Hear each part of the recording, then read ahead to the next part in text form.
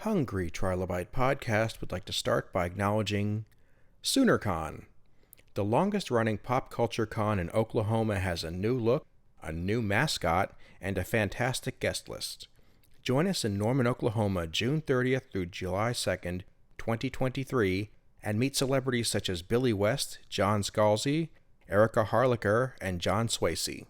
Visit SoonerCon.com to reserve your membership.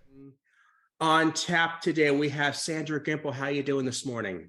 I'm doing great. Thank you. How are you guys doing? We're doing great. My audience is mostly going to think of you as the salt vampire from a certain early episode of Star Trek. And I could honestly talk about that all day.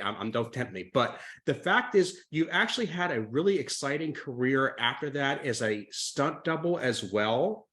But you didn't stop acting in front of the camera either, which I find really fascinating. You know, I've been very blessed. I have no complaints. When I got into this business, I was dancer, and I did 15 pictures with Elvis Presley.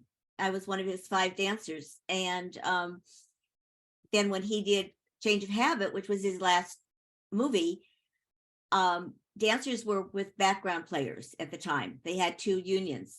So I started doing background work, and because the dancers, they wanted lines and they wanted everybody, the same height, and I'm not very tall. So, I'm 5'1" if my best day. And so then they sent me on an interview to do Lost in Space, and I got that. And then I got to do the Salt Vampire, and it just never stopped. I mean, I never looked back. And yet you still managed to, when you got this great career doing stunt work, was that something that just kind of fell in your lap, or was it something that you had to actively seek out? It fell in my lap. It really fell in my lap. Basically, what happened was, when they called me to do Lost in Space, Central Casting was doing the background work and casting background players and stand-ins. And stand-ins are the people that standing for the actor when they light the lights and set the cameras. So that's basically what they sent me on the audition for, to make sure I was the right height and, everything for Bill Mumy, who was 11 years old at the time, because the person that was working with him he had outgrown him. Actually, it was a little person. And so I went on this audition, which was really unusual. Usually they look at you and they go, yes or no, the coloring's right, everything's height is right. Goodbye, you got the job. Well, I walked in and there had to be 8 to 10 guys sitting at a table asking me questions.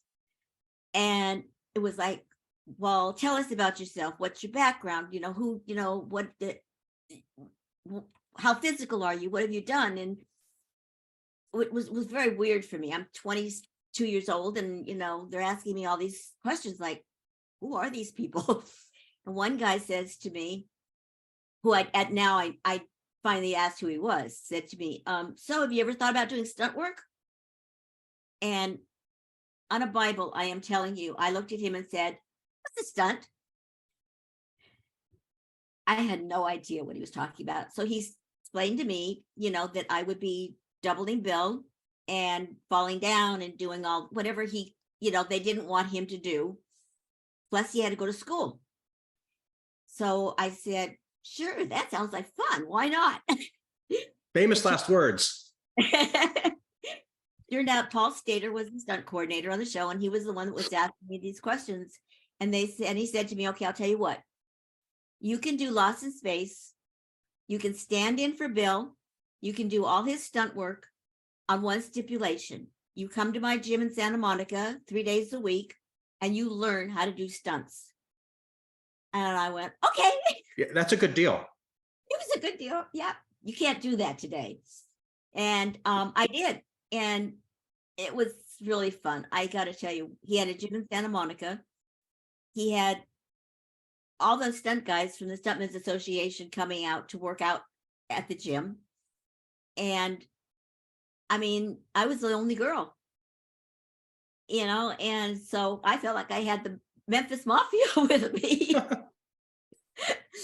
But as you know, I did that show, and then while I was doing that, they did the pilot for Star Trek, called The Cage, and they needed somebody to do one of the Talosians, and they had called Central Casting had called Paul Stater and said, "Do you have anybody that can wear this makeup? Because there's a lot of people allergic to it. You know, it's they paste stuff on your face, and you know the glue and all of that." And he said, "Oh yeah, I got a girl for you, and she's done a lot of our monsters already, and she's fine." So I went over and I played a Talosian, and that show didn't sell, of course. And then the next year they did Mantrap, which was the Salt Vampire, and they called me and asked me if I wanted to do that, because that was also makeup and costume work and stuff. And that's how I got the Salt Vampire. And after that, I just never looked back. I mean, I was doubling and doing stunts, and up until the time we did Nickelodeon with Ryan O'Neal, I could do both stunts and stand-in, you know, background work. Nobody was saying much of anything. They were fine with all of that. Well, when I did Nickelodeon, I was doubling Ryan's daughter, and I get a call to do Bionic Woman and double the secretary. I'm so bad with names.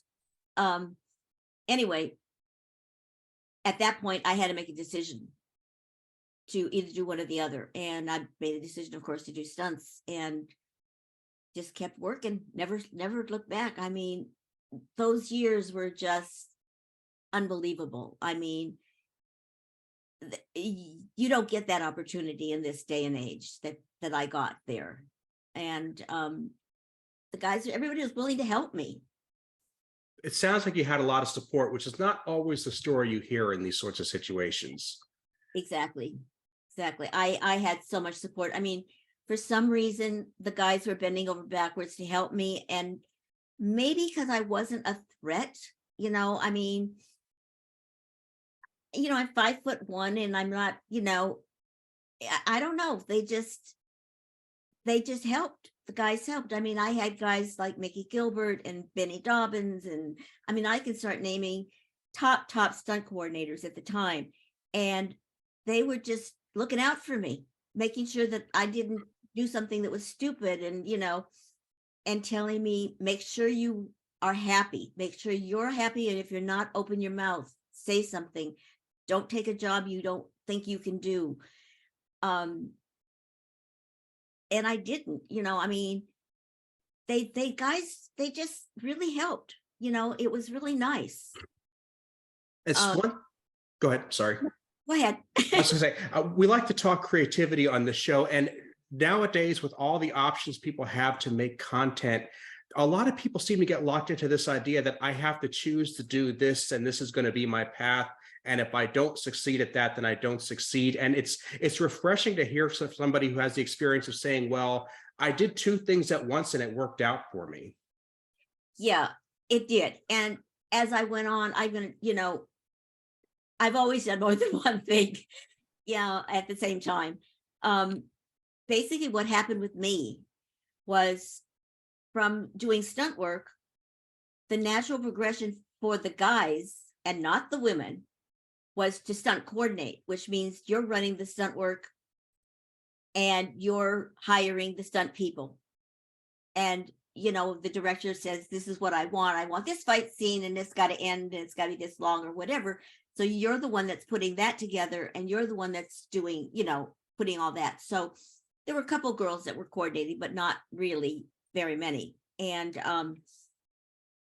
when you work by yourself, a lot of times you just go on the set, it'd be only you as a stunt person. And so you were actually coordinating yourself.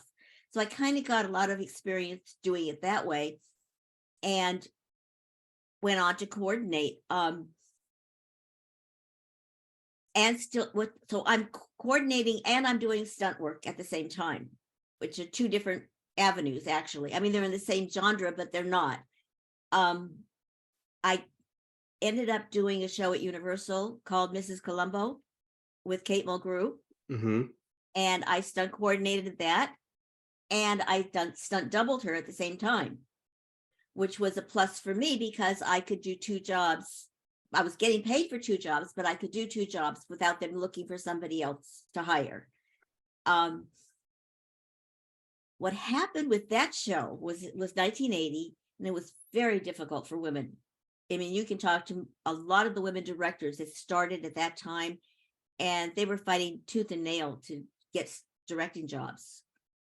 And I fought tooth and nail to get this job. In fact, when this job came up to coordinate, I knew the producer because I'd been on a lot of Universal and doing, lots of shows. And as a stunt person, just working. And I had heard that the job opened, there was a job opening for this. And so I went into his office and I said, so I want to stunt coordinate the show. And he went, yeah, sure you do. And I said, well, come on. He said, no, I don't think this is going to happen. He said, I don't know. And what had happened was there had been one girl who had been stunt coordinating, and she got fired at 20th Century Fox and sued the studio. And nobody would hire a woman after that. And he's hemming and hawing, and I looked at him and I said, so are you afraid? I mean, I've got a big mouth. Let me tell you that right now. I said, what are you afraid? If I screw the job up, you can't fire me? And he kind of looked down at his desk and he went, well, yeah. He said, I just can't take that chance.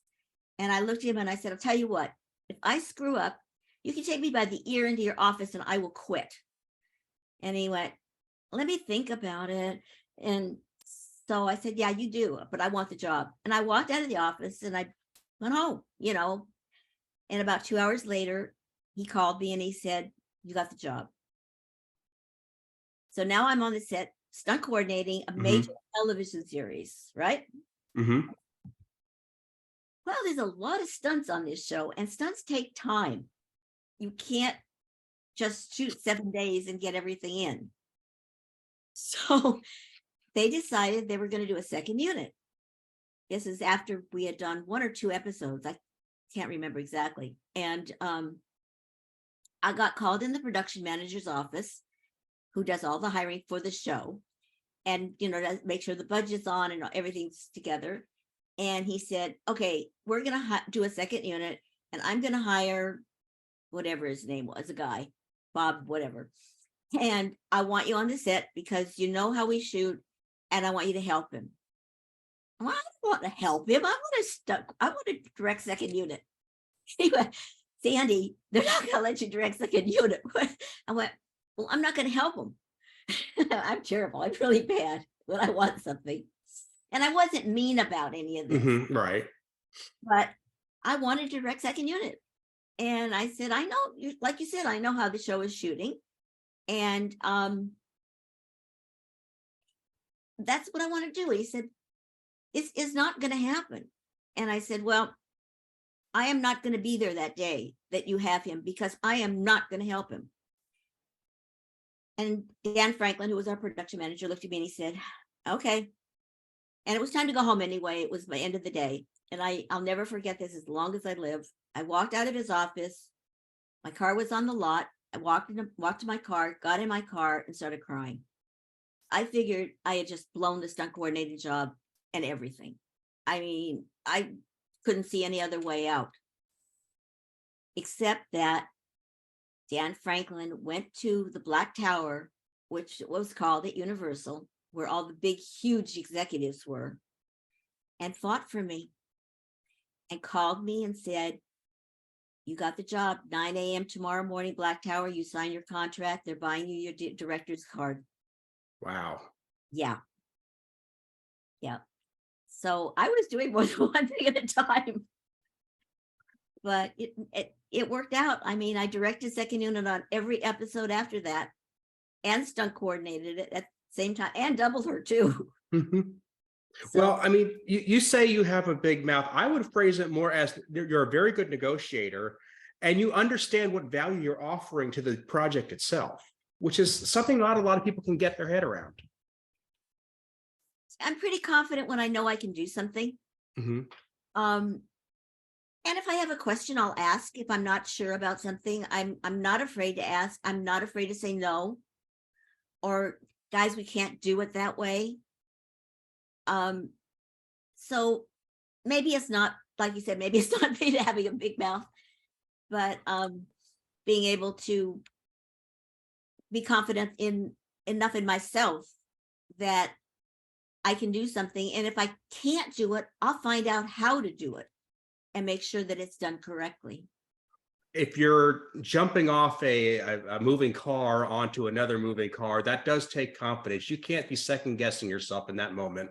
No, you certainly can't. And so much of the stuff that we do, even when you're on wires and, if you're doing a high fall or you're hanging, off the side of a mountain, your adrenaline does pump very hard, but which is good because it makes you pay attention. And you just have to have enough confidence in yourself that the rigging is right, that you can make it to the other car or whatever it is. And you go out and you don't necessarily practice jumping from one car to the other, but you certainly practice, driving cars, doing wire work, doing high falls, doing fights. You're always improving your skills and brushing up on your skills, because if you haven't done something in a long time, it's a little harder to go back and try to do it again. Mm-hmm. Mm-hmm. No, I was just going to say, during this whole entire time, I work out a lot. I would think so. I work out. I've worked out all my life. And I do, like we were doing aerobics in the 80s, and taking classes from Jane Fonda. And she decided to close her gym in Encino, where I was going. And Billy Blanks opened a gym and was teaching an aerobic style classes and teaching karate.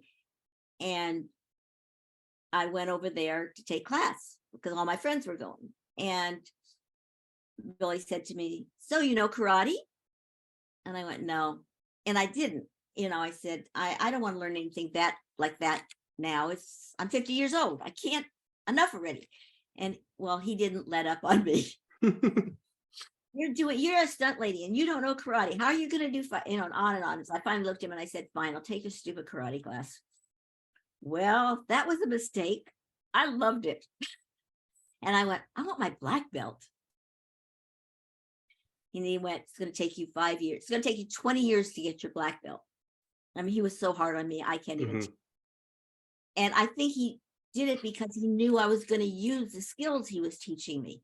It wasn't just taking classes and, learning. So I got my black belt in 5 years. And karate has helped so much when you're coordinating fights and choreographing fight scenes, especially in today's age, with Matrix and everything else. There's so much karate, taekwondo, anything like that. Taekwondo especially, because it's very camera friendly. It's big, wide moves, and so that helped. I learned that while I was working. So you're building skills and you're delivering believable, good-looking stunts. But when you're saying you're a stunt coordinator and you're worried about the stunts, you say they take time. What I'm hearing is time is money. And when they're looking at stunts, at the end of the day, the end result is, as much as they want that stunt to look good and nobody to get hurt, they want that shot to get done on time and deliver it back to the editing booth within the time that they specified. And that is a result that you're promising them. Yeah, it's interesting because they'll give the actors all the time they want. And when it comes to stunts, it's always hurry up. We got to get this shot. Hurry up, hurry up. I'll tell you an interesting story about hurry up. I was doing Bring 'Em Back Alive with Bruce Boxleitner. It was a TV series in 81, I think, something like that. I missed that one. it was I can't remember exactly the dates, but it was in the 80s sometime, maybe the early 90s. And they had called me in. We were going to Indian Dunes, where the Twilight Zone helicopter crash happened, where the people got hurt and killed. And okay, we're shooting there. On the same mountain that the accident, near the accident. And there's a motorcycle off the side of the mountain, 100 feet in the air, hanging off the cliff. And basically what happens is Bruce, there's a girl in the motorcycle sidecar. Bruce swings over on a repelling line, grabs her, they swing back, the motorcycle drops and explodes. Okay? Well, there's a couple problems here. Number one, if I'm doubling an Oriental girl, which is against the rules. If you're white, you double white. If you're black, you double black. If you're Mexican, you double Mexican. They've got rules so that everybody has a chance to work. Right. I was called in to double this Oriental girl, or because they really didn't have anybody that could do this. So that I went in doing that. Now it's 7 o'clock in the morning and everything's rigged and ready to go. And I go to the set, and Gary Epper, who is doubling Bruce, is still back at getting dressed. And anyway, so I get on the set and I said, I want to see how it's rigged, because this is what I was taught. You check your rigging. Oh, we don't have time. It's going to take 20 minutes for you to go on the other side, to get up on the top of the hill. And we hired a professional mountain climber, and it's all taken care of.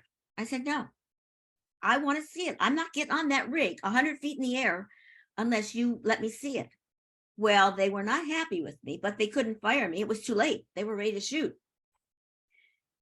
So I called Gary, and he came down, and they finally said, okay. And they went and shot something else while it took us time to get up to the hill and look at it.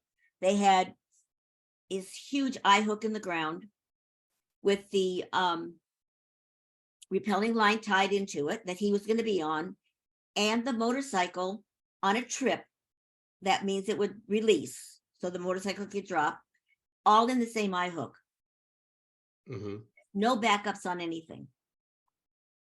So we took the repelling line, and there was a tree close enough that we had enough repelling line left that we could wrap it around the tree and tie it. So we had a second tie on the repelling line.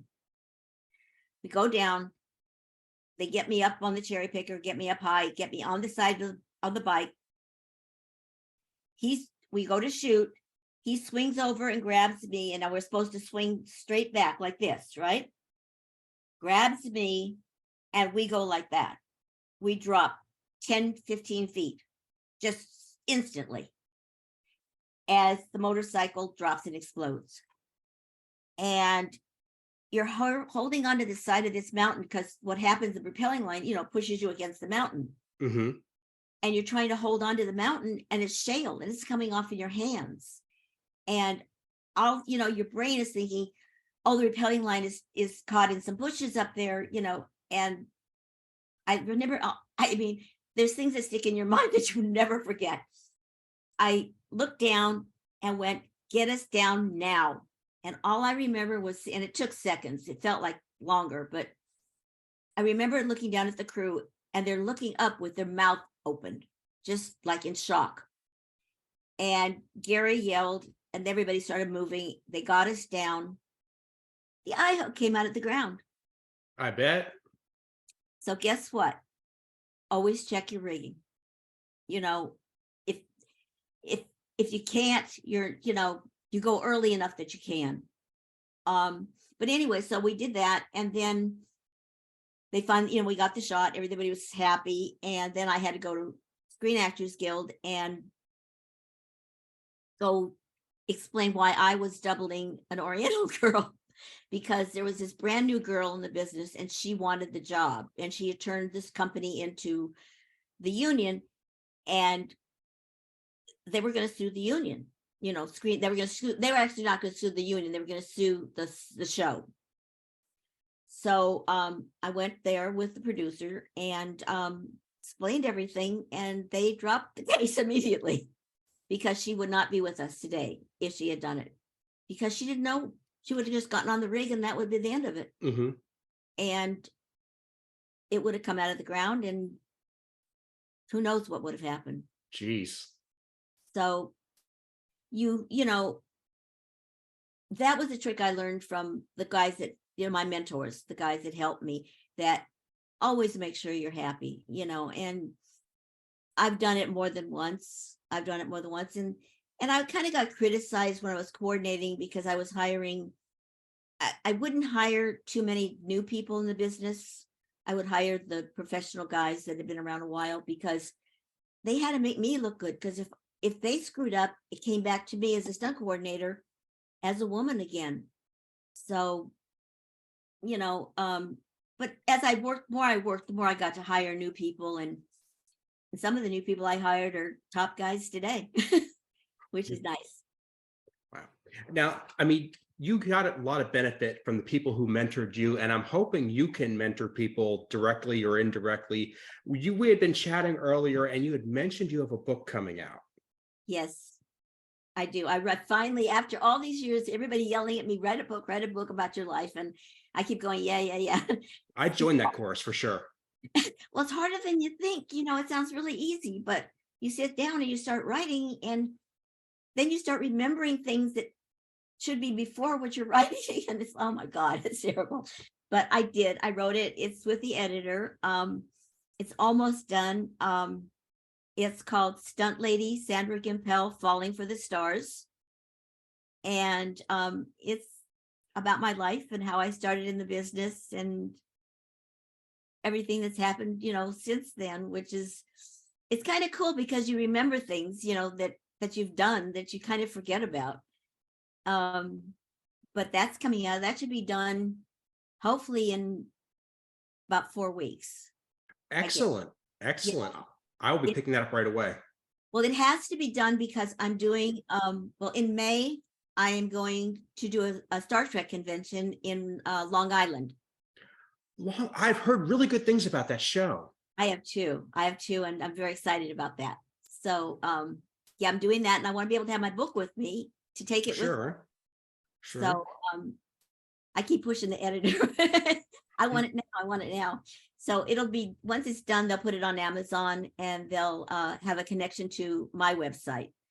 So if they want to buy it on Amazon, they just buy it. And if they want to buy it with an autograph and personally, signed and everything, they'll buy it from my website, and I can take care of it that way. For sure. That's what I'll be doing for sure. Anyway, yeah. So while we're on the topic, what is your website and how can people follow you on social media? Okay. Nothing is up yet, but my website is basically, it says sandragimpel.com. So I made it as easy as I could. And I have a Gmail account, which is sandragimpel@gmail.com. And like I said, all this stuff, I'm trying to get it all up at the same time, because I don't want to have it, I don't want the website up and then right under the book coming soon. I'd just rather have it, right there. And then the website's kind of cool. I didn't know how to do this. I got somebody to help me, and we're just kind of finishing putting it together, but it'll have pictures of me, like I look, and pictures of me playing the little old lady with the gray hair that I play a lot of. I do a lot of acting jobs with her.